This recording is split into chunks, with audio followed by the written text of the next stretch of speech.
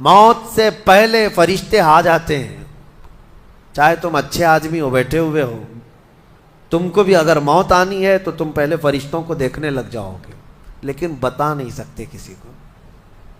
موت سے تھوڑی دیر پہلے فرشتے قریب آ جاتے ہیں. پہلے جماعت فرشتوں کی آتی ہے، پھر ملک الموت آتے ہیں. ملک الموت ان فرشتوں کے بیچ آتے ہیں. جیسے ہی یہ مرنے والا آدمی ملک الموت کو دیکھ لیتا ہے، پھر اس کے جسم میں کپ کپی طاری ہو جاتی ہے. اور ایسی کپ کپی طاری ہوتی ہے کہ کبھی پیشاب نکل جاتا ہے، کبھی پخانہ نکل جاتا ہے. اکثر دیکھنا مرنے والوں کی نجاست نکل جاتی ہے. ملک الموت کو وہ بہت قریب سے دیکھتا ہے، اور ان کی دو شکلیں ہیں.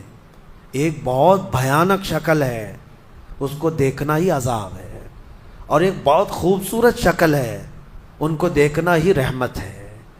وہ نیک بندوں کی روح نکالنے کے لیے جب جاتے ہیں تو خوبصورت شکل میں جاتے ہیں، اور جب گنہگاروں کی روح نکالنے جاتے ہیں تو بھیانک شکل میں جاتے ہیں. اور ان کو دیکھتے ہی مرنے والے کا جسم پیلا پڑ جاتا ہے، پیشانی اکھڑ جاتی، آنکھیں پھٹی رہ جاتی، اور پھر خرخرا آنے لگ جاتا ہے، یعنی خرخر کی آواز تیز ہو جاتی ہے. وہ بولنا چاہتا ہے اپنے پاس والوں کو، لیکن بول نہیں سکتا، بند ہو جاتا ہے. یہ وہ وقت ہے جب اس کے توبہ کا دروازہ بھی بند ہو جاتا ہے.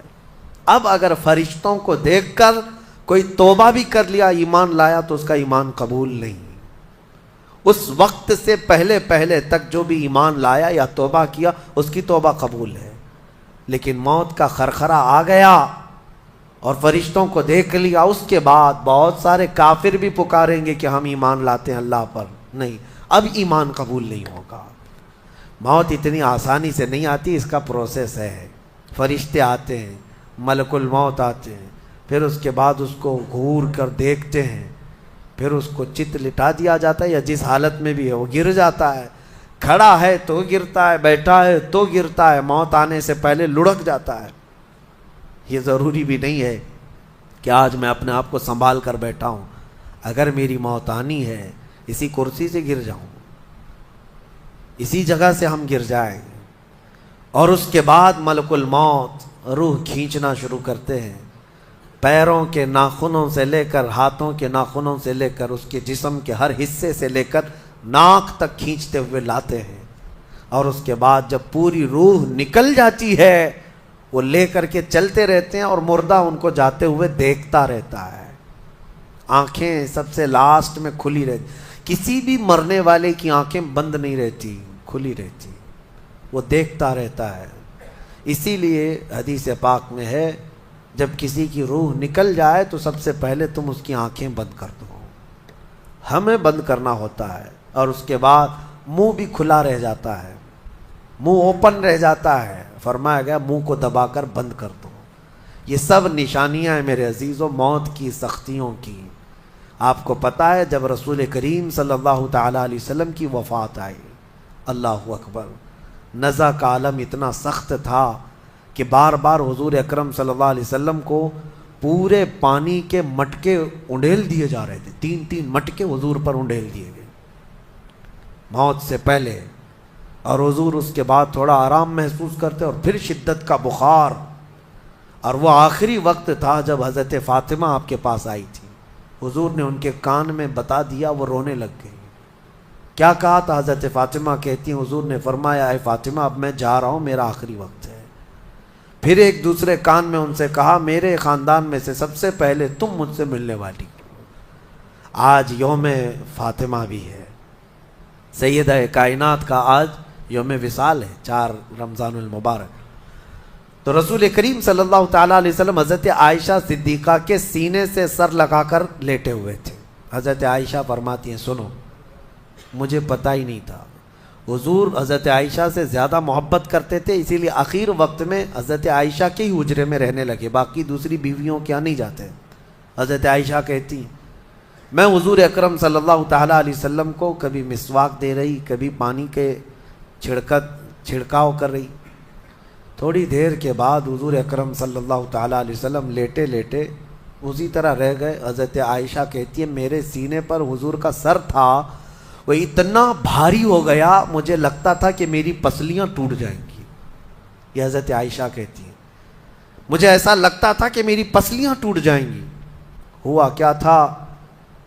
حضرت عائشہ فرماتی ہیں دروازے پر جبرائیل امین آئے، روح نکلنے سے پہلے کی بات ہے۔ حضرت عائشہ فرماتی ہیں حضور کے پاس جبرائیل آخری بار آئے، وہ غمگین حالت میں آئے یا جس حالت میں ہو۔ حضرت رسول کریم صلی اللہ علیہ وسلم سے عرض کرنے لگے یا رسول اللہ، دروازے پر موت کا فرشتہ کھڑا ہے، آپ کی اجازت چاہتا ہے، اگر آپ اجازت دے دیں تو وہ آئے گا اور آپ کی روح پاک کو اللہ کے حضور لے جائے گا۔ اور یا رسول اللہ، آج سے پہلے اس فرشتے نے کسی سے اجازت نہیں لی اور قیامت تک کسی کی روح نکالنے کے لیے وہ اجازت لے گا بھی نہیں۔ یہ صرف رسول پاک کی خصوصیت تھی۔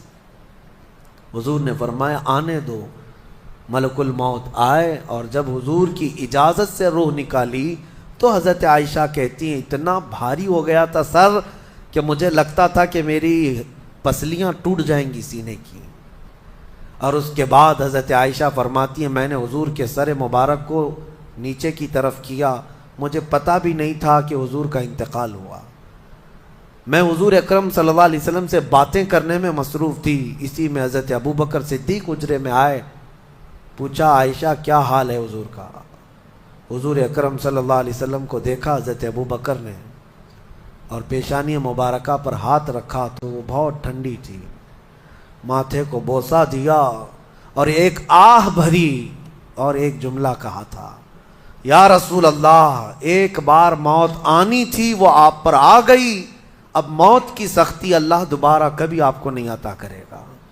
موت کی سختی کیونکہ حضور کو انہوں نے دیکھا تھا، کئی دنوں سے تکلیف تھی، 13 دن تک حضور پاک صلی اللہ علیہ وسلم کو تکلیف تھی، 13 دن تک۔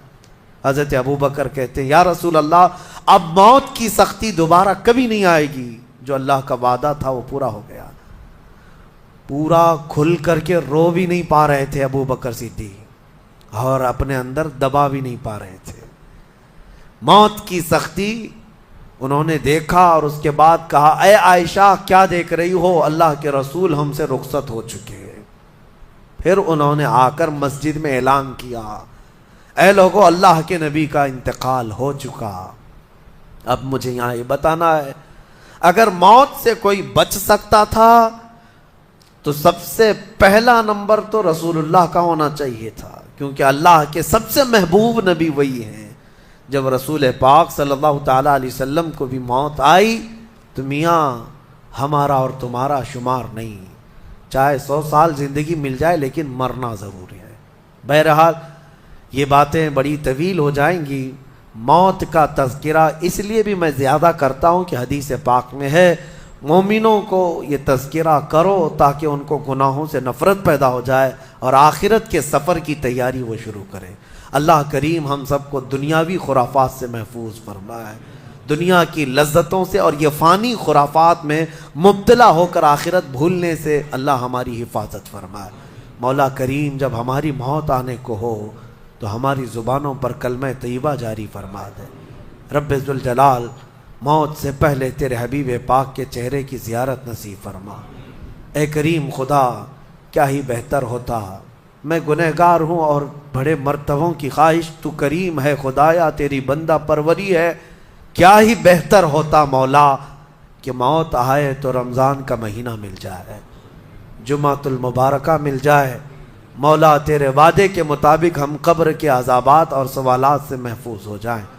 اے اللہ، آج کی اس تفسیر پاک میں تیری جلال و جبروت اور تیری عزت کا وسیلہ لیتے عرض کرتا ہوں، ہم میں سے جو رخصت ہو چکے ہیں، ہمارے آبا و اجداد، ہمارے باپ، ہماری مائیں، ہمارے رشتہ دار جو قبروں میں برسوں سے اب آرام کر رہے ہیں، اے اللہ تو اس رمضان کے صدقے ان کی مغفرت فرما دے۔